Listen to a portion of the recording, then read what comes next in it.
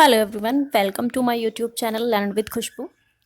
Friends, this video is related with UGC NET paper 1. इस video में हम जो फर्स्ट यूनिट है UGC NET पेपर की शिक्षण अभिवृत्ति, इसमें से हम कुछ क्वेश्चंस करेंगे. 50 क्वेश्चन में इस वीडियो में आपको कराऊंगी. MCQ क्वेश्चंस हैं जो आपके एग्जाम के पॉइंट ऑफ व्यू से बहुत इंपॉर्टेंट हैं. सो टाइम वेस्ट ना करते हुए हम वीडियो स्टार्ट करते हैं. इससे पहले अगर आप इस चैनल पर नए हैं तो प्लीज़ चैनल को सब्सक्राइब कर लें और बेल आइकन को प्रेस कर दें सो दैट कि मेरी वीडियो की नोटिफिकेशन आपको टाइम से मिलते रहें. फर्स्ट क्वेश्चन इज, शिक्षण से क्या अभिप्राय है. इसमें 4 ऑप्शन गिवन है. सीखने में सहायक, शिक्षण की अंत प्रक्रिया, या फिर सीख देना, या इनमें से कोई नहीं. इसका जो सही ऑप्शन होगा वो होगा ऑप्शन डी, इनमें से कोई नहीं. नेक्स्ट क्वेश्चन, शिक्षण एक त्रिमुखी प्रक्रिया है. इस कथन से निम्नलिखित में से कौन संबंधित है. मीन्स ये कथन किसने कहा था. First option John Dewey, second Taylor, तीसरा सुकरात और चौथा है एनी बेसेंट. इनमें से जो ऑप्शन सही है वो है answer A, John Dewey. Next question, शिक्षण एक पारस्परिक प्रभाव है जिसका उद्देश्य दूसरे व्यक्तियों के व्यवहारों में अपेक्षित परिवर्तन लाना है. उक्त शिक्षण की परिभाषा किसने दी है. Option A Gage, option B Ryans, option C Smith and D Ryburn. Option A is right answer, Gage. Next one is, शिक्षा मनुष्य में पहले से विराजमान पूर्णता का आविर्भाव है. डैश के द्वारा कहा गया है. ये यूजीसी नेट दिसंबर 2014 में पूछा गया क्वेश्चन है. इसके जो ऑप्शंस हैं वो है महात्मा गांधी, रविंद्रनाथ टैगोर, स्वामी विवेकानंद, श्री अरबिंदो. जो इसका सही ऑप्शन है वो है option C, Swami Vivekananda. Next one is, शिक्षण को स्वरूप के आधार पर वर्गीकृत किया जा सकता है. शिक्षा का नेचर क्या है, शिक्षण का नेचर क्या है. अब हम इसके ऑप्शंस देख लेते हैं. पहला है क्रियात्मक, भावात्मक और संज्ञानात्मक स्वरूपों में.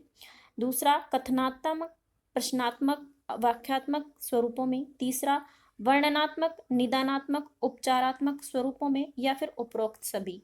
इसका जो सही ऑप्शन होगा वो होगा ऑप्शन सी, वर्णनात्मक, निदानात्मक, उपचारात्मक स्वरूपों में. हम शिक्षण को इसी तरीके से देखते हैं, हम निदान के रूप में, उपचार के रूप में.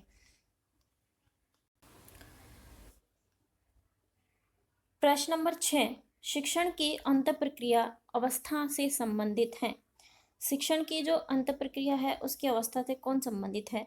कक्षा के आकार प्रकार की अनुभूति, छात्रों का निदान, क्रिया एवं प्रतिक्रिया, उपरोक्त सभी. तो 6th क्वेश्चन का जो आंसर होगा वो होगा ऑप्शन डी, उपरोक्त सभी. इसका जो ऑप्शन डी है वो उपरोक्त सभी. शिक्षा के जो अंत प्रक्रिया अवस्था से जो संबंधित है वो सभी हैं. प्रश्न नंबर 7, सुमेलित कीजिए. इनको आपको मैच करना है. शिक्षण कला एवं विज्ञान है, ये किसने कहा है. शिक्षण एक त्रिध्रुवीय प्रक्रिया है, ये किसने कहा है. शिक्षण अधिगम को अभिप्रेरित करने वाली प्रक्रिया है, या 3H का जो सिद्धांत है वो किसने दिया है. तो ये क्वेश्चन नंबर 7 है. इसमें जब हम मैच कर लेते हैं 7 में 1 जो ऑप्शन है शिक्षण कला और विज्ञान है, ये कहा था एलन गेज ने, तो 1 ऑप्शन जाएगा 3 पर. शिक्षण एक त्रिध्रुवीय प्रक्रिया है, ये कहा था जॉन डीवी ने, ये 2 पर आ जाएगा. शिक्षण अधिगम को अभिप्रेरित करने वाली प्रक्रिया है, ये कहा था बीओ स्मिथ ने, और 3H का जो सिद्धांत दिया था वो ब्लूम ने. तो ऑप्शन बी इसका सही आंसर होगा. नेक्स्ट इज, भावात्मक ज्ञान क्षेत्र में किस प्रकार के मूल्यों को समावेशित किया जाता है. तो भावात्मक ज्ञान क्षेत्र में इसमें जो ऑप्शंस दिए हुए हैं, आग्रहण, आकलन, प्रतिक्रिया, मनोदृष्टि और संयोजित. अब हमें इसमें से चूज करना है कि कौन से इसमें से ऑप्शन में सही हैं. तो जो इसके सही ऑप्शंस हैं वो हैं आग्रहण,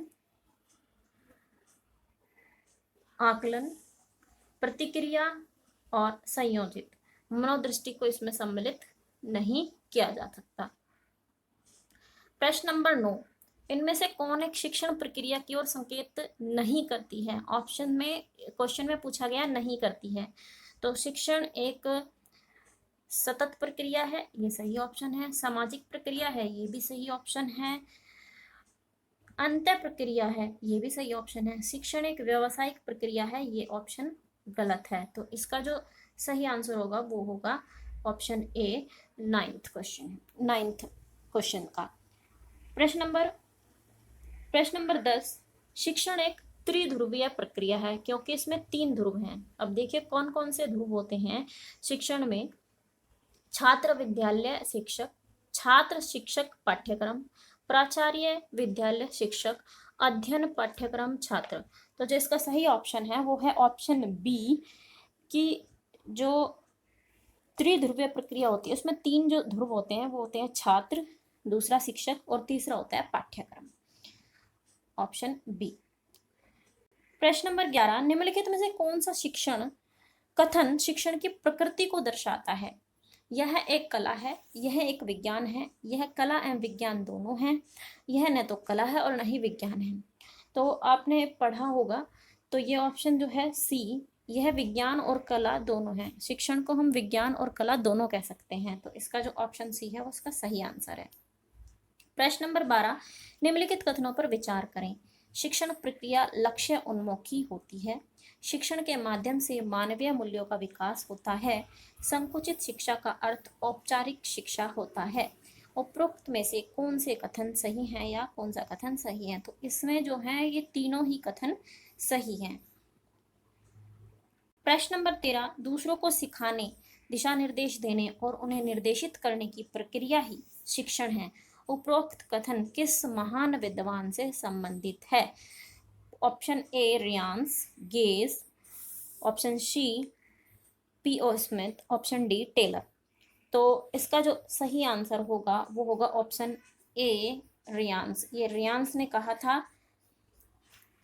प्रश्न नंबर 14, शिक्षण की प्रकृति विद्यार्थियों के किन किन पक्षों को अभिप्रेरित करती है। ऑप्शन ए संज्ञानात्मक पक्ष, दूसरा भावात्मक पक्ष, ऑप्शन सी क्रियात्मक पक्ष और डी ये सभी। जो सही आंसर है ये है डी, ये सभी। इन सभी पक्षों को शिक्षण की जो प्रकृति है वो अभिप्रेरित करती है। प्रश्न नंबर 15, शिक्षण की प्रकृति कैसी होती है। उद्देश्यपूर्ण, उपचारात्मक, विकासात्मक, उपरोक्त सभी। तो शिक्षण की जो प्रकृति होती है वो सभी प्रकार की होती है। शिक्षण का एक उद्देश्य भी होता है, शिक्षण में उपचार भी होता है और शिक्षण में विकास भी होता है। तो इसका जो सही ऑप्शन होगा वो होगा ऑप्शन डी। प्रश्न नंबर 16, निम्नलिखित में से कौन सा कथन सही नहीं है। शिक्षण की प्रकृति सकारात्मक होती है। शिक्षण की प्रकृति कला एवं विज्ञान दोनों रूपों में होती है। शिक्षण भाषाई प्रक्रिया न होकर केवल उपचारात्मक प्रक्रिया है। और ऑप्शन डी है शिक्षण निर्देशन में अन्वेषण, मूल्यांकन, मानक आदि शामिल होते हैं। तो इसका जो सही ऑप्शन होगा वो होगा सी, कि शिक्षण भाषाई प्रक्रिया न होकर केवल उपचारात्मक प्रक्रिया होती है। जी, शिक्षण में भाषा भी जरूरी होती है, बिना भाषा के शिक्षण कैसा होगा। तो शिक्षण भाषाई प्रक्रिया भी है। तो जिसका सही ऑप्शन है वो है सी ऑप्शन। प्रश्न नंबर 17, औपचारिक शिक्षण की महत्वपूर्ण संस्था है। अब यहाँ पर औपचारिक शिक्षण क्या है, जहाँ पर हमें औपचारिक प्रकार का शिक्षण मिलता है। तो देखिए, बाकी जगह तो हम अनौपचारिक शिक्षण मिलता है हमें अखबार से, परिवार से, विद्यालय से और दूरदर्शन, इसके 4 ऑप्शन हैं। तो इसकी जो सही ऑप्शन है वो है विद्यालय। विद्यालय में हमें औपचारिक प्रकार का शिक्षण मिलता है। शिक्षक की अभिवृत्ति जिसका उसके शिक्षण पर प्रभाव पड़ता है। यूजीसी नेट दिसंबर 2014 में क्वेश्चन आया हुआ है कि किस अभिवृत्ति का फर्क पड़ता है उसके शिक्षण पर। टीचर की किस अभिवृत्ति का फर्क पड़ेगा। देखिए, उसके भावात्मक क्षेत्र से जो संबंधित होती है उसका फर्क उसके शिक्षण पर पड़ेगा। क्या उसके मन में चल रहा है, क्या उसकी भावना है, क्या उसकी फीलिंग्स हैं, उनका इफेक्ट जो है उसके शिक्षण पर पड़ेगा। प्रश्न नंबर 19, शिक्षण का मुख्य उद्देश्य है। यह भी दिसंबर 2014 में आया क्वेश्चन है। केवल तर्क वितर्क शक्ति का विकास, केवल चिंतन का विकास, ए और बी दोनों का विकास, या सूचना देना। तो शिक्षण का जो उद्देश्य होता है वो होता है, दोनों उद्देश्य होते हैं शिक्षण के, तर्क वितर्क शक्ति का विकास और चिंतन का विकास, मीन्स इसका जो ऑप्शन है वो ए और बी दोनों, ऑप्शन सी सही है। प्रश्न नंबर 20, गैगने के अनुसार शिक्षण अधिगम परिस्थितियों में सबसे सरलतम प्रारूप है। तो सबसे सरलतम प्रारूप मतलब जिस तरीके से हम एजुकेट करते हैं किसी को, सबसे ज्यादा प्रारूप क्या होता है? सिंपली बच्चा किसको समझेगा? संकेत अधिगम को बहुत तेजी से समझता है। प्रश्न नंबर 21, रॉबर्ट गैगने के अनुसार अधिगम परिस्थितियों के स्तरीकरण में दोनों छोरों पर रहने वाली अवस्थाएं हैं। उद्दीपन, अनुक्रिया एवं शाब्दिक स्तर संबंध। दूसरा है उद्दीपन, अनुक्रिया एवं समस्यात्मक अधिगम। तीसरा है उद्दीपन, अनुक्रिया एवं अधिनियम अधिगम। और ऑप्शन डी है उद्दीपन, अनुक्रिया एवं बहुभेदीय स्थिति। तो आप इसमें से ऑप्शन देखिए उद्दीपन, अनुक्रिया और समस्यात्मक अधिगम वाला जो ऑप्शन है ये सही है, क्योंकि देखिए उद्दीपन अनुक्रिया तभी होती है जब कोई समस्या खड़ी होती है। प्रश्न नंबर 22, मूल्य शिक्षा का उद्देश्य निम्नलिखित में से किस पर संकेंद्रित कर अच्छी तरह से पूरा किया जा सकता है? मूल्य शिक्षा से रिलेटेड ये क्वेश्चन है। समाज में व्याप्त सांस्कृतिक प्रथाओं से, दूसरा है किसी सामाजिक समूह द्वारा निर्धारित आचरण के मानकों से, या फिर मानवीय मूल्यों के प्रति संवेदना से, या फिर धार्मिक और नैतिक व्यवहार तथा अनुदेशन से। तो मूल्य शिक्षा को हम जो मूल्य शिक्षा पढ़ाने का जो हमारा उद्देश्य है वो किस तरीके से हम पूरा कर सकते हैं? जब हम लोगों के अंदर मानवीय मूल्यों के प्रति संवेदना जगाएं। तो option C is the right answer. प्रश्न नंबर 23, गैगने की अधिगम परिस्थितियों के स्तरीकरण में जटिल अवस्थाएं हैं। ऑप्शन ए उद्दीपन अनुक्रिया संबंध, शाब्दिक स्तर संबंध। दूसरा बहुभेदीय परिस्थिति। तीसरा प्रत्यय अधिनियम एवं समस्यात्मक अधिगम। डी ऑप्शन में से उपरोक्त में से कोई नहीं। जो 23rd क्वेश्चन है इसका जो सही ऑप्शन है, ये सेम क्वेश्चन है जैसे ऊपर वाला रिपीट हुआ था। ऑप्शन सी प्रत्यय अधिनियम एवं समस्यात्मक अधिगम। प्रश्न नंबर 24, ज्ञान की वृद्धि करने के लिए मानव जाति द्वारा प्रयुक्त नवीनतम रणनीति है। मानव जाति द्वारा ज्ञान की वृद्धि के लिए सबसे जो नवीनतम रणनीति है, नई रणनीति क्या है? प्राधिकृत ज्ञान रखने वाले से परामर्श। दूसरा है निगमनात्मक तर्क। तीसरा है वैज्ञानिक चिंतन, या फिर चौथा है आगमनात्मक तर्क। तो 24th क्वेश्चन का जो सही ऑप्शन है वो है वैज्ञानिक चिंतन। नेक्स्ट क्वेश्चन 25वां क्वेश्चन है, शिक्षण उद्देश्यों के आधार पर शिक्षण को वर्गीकृत किया जाता है। पहला ज्ञानात्मक, भावात्मक और क्रियात्मक शिक्षण में। बी ऑप्शन दार्शनिक, मनोवैज्ञानिक एवं सांस्कृतिक शिक्षण में। आध्यात्मिक, भौतिक एवं मानसिक शिक्षण में, या फिर उपरोक्त सभी। तो 25 जो क्वेश्चन है इसका जो सही ऑप्शन है वो है ज्ञानात्मक, भावात्मक और क्रियात्मक शिक्षण में।